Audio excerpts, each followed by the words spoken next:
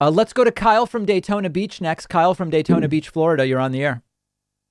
Hey, David, can you hear me? Yes, I can. Excellent. Thank you so much for taking my call. Pleasure. So, down here in Florida, things have basically been wide open the entire pandemic. Right.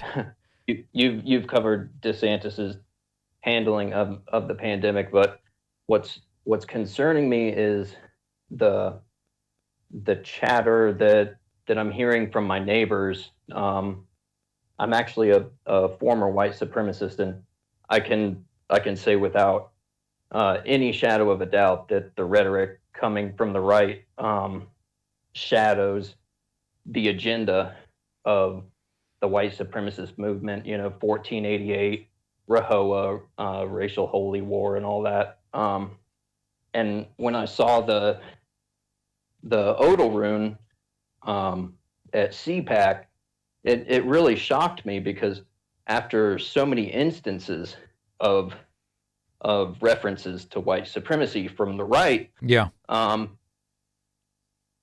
it's not a coincidence. It can't be. You think I so? mean, So let when me just make sure everybody knows what you're talking about. So at CPAC, if you looked at the shape of the stage from above, it looked like this. I mean, it's a white supremacist symbol, but what is the symbol exactly?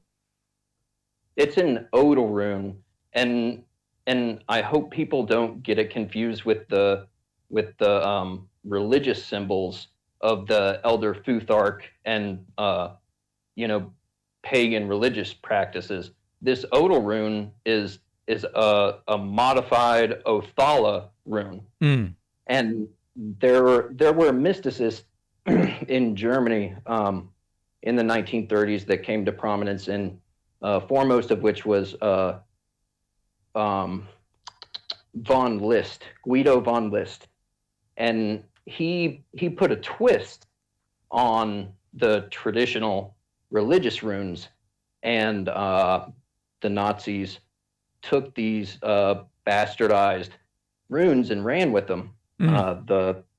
The Odal rune is one of these bastardized runes that you know came about through mysticism and through the emphasis of a Germanic heritage that the Third Reich emphasized.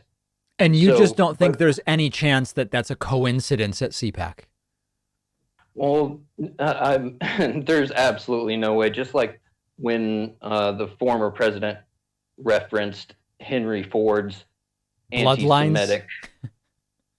Yeah, exactly. How Yeah. how are you going to reference an obscure anti-Semitic text if you're not a part of the white supremacist movement? And Yeah. I've actually had to meet with gang sergeants in the county that I live in to get my name out of all of this insanity. And Yeah, so what's I was going to ask you that. So when you say you're a former white supremacist, were you part of an organized group, or you were like just like a general white supremacist? no, the American Nazi Party. I was patched full member. Wow. And how did you get out?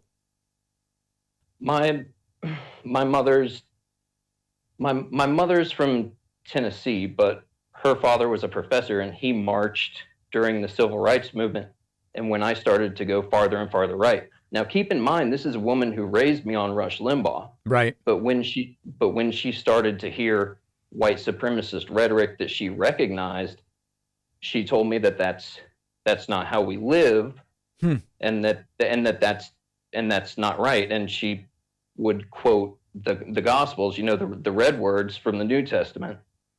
And what's what's really wild about all this is that the majority of white supremacists believe that white people are actually Jews, and that Jews are fake Jews because Hmm. everybody wants to be the chosen people, right?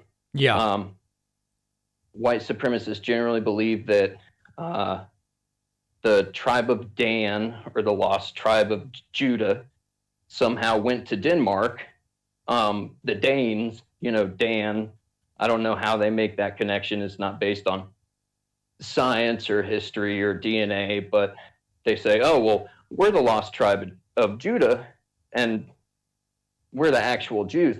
And my mom started pointing out the insanity, how can you be anti-Semitic and claim to be Jewish?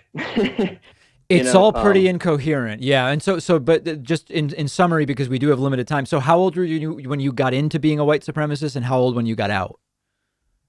In my early 20s, and I got out in my early 30s. Okay. So that's a decade. Yeah. I spent the first part being heavily indoctrinated, and about the last half,